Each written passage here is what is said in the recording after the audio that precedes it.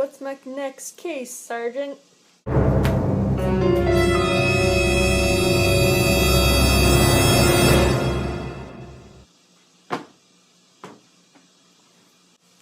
me introduce you to some of the suspects. First one's Aristotle. He was born in 384 BCE. He is from an ancient Greek town, and he proposed the geocentric theory. Next one is our friend Copernicus. He was born in 1473 in Poland. He was one of the first to propose the heliocentric theory. Something about crystals that orbit the planets. Pretty shifty guy. Next one is Johann Kepler. That's right, Kepler. He was born in 1571 in Germany. And he measured stuff with barrels. That was his kind of math. Definitely someone to look into. Next, we have Galileo Galilei. Kind of weird name. He was born in Italy in 1564, and he liked to look at the sky a lot. That was his kind of math. And finally is Isaac Newton, who's from the United Kingdom. He was born in 1643. Things kind of tended to fall on his head, so he might be crazy. Be careful with that one. I'm on the case.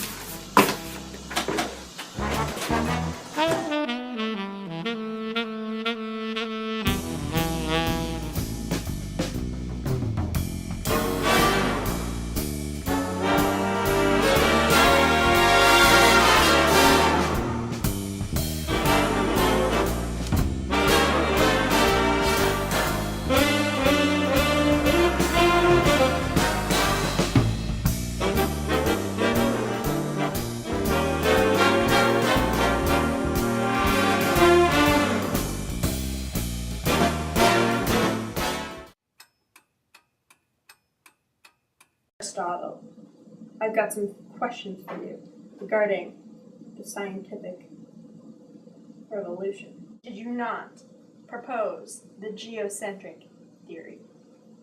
I did, sir. Case closed.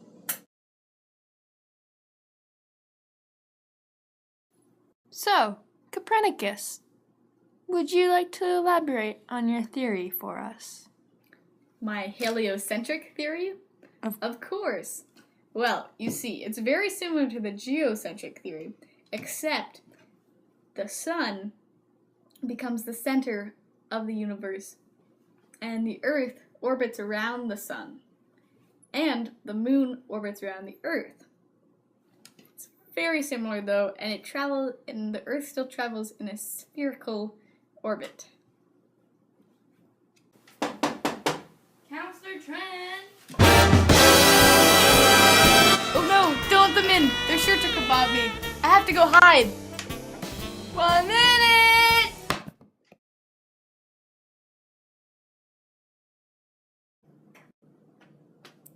So, explain your diagrams, Johann Kepler. Well, you see, sir, I made up this formula, and it's used for periods in Earth's years. It measures the distance and average separation of the Earth from the Sun. I call it the astronomical unit. It's used in my third law. And you will see this diagram. It shows how you can track the movement of the Earth and the Sun. I divided into the semi-major axis and the semi-minor axis. Works like an X and a Y axis.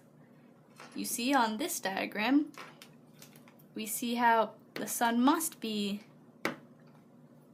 not in the center of a circular orbit of the Earth from the Sun, but a oval-shaped orbit, because there are some parts of the year in which you have Sun longer, and the angles of the Sun change during other months when it isn't.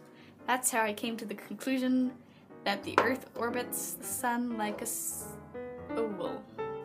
Well, this all seems very scientific and revolutionary. Is it the elliptical that's making you think that? What What's the elliptical? The oval.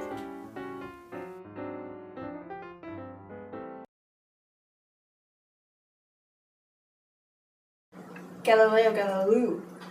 Galileo Galileo. Galileo Galilei.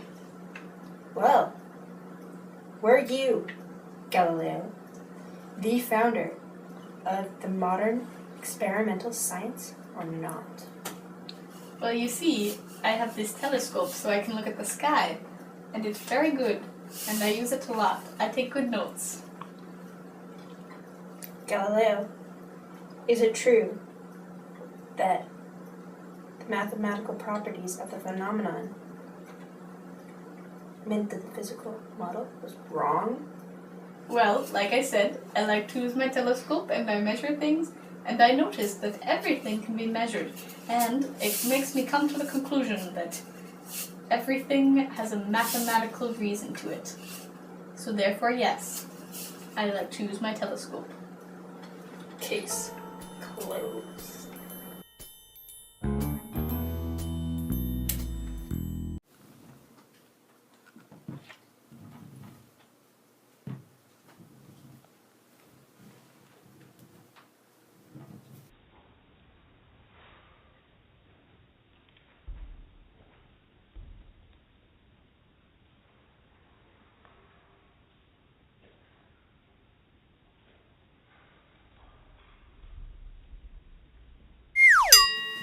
Oh no.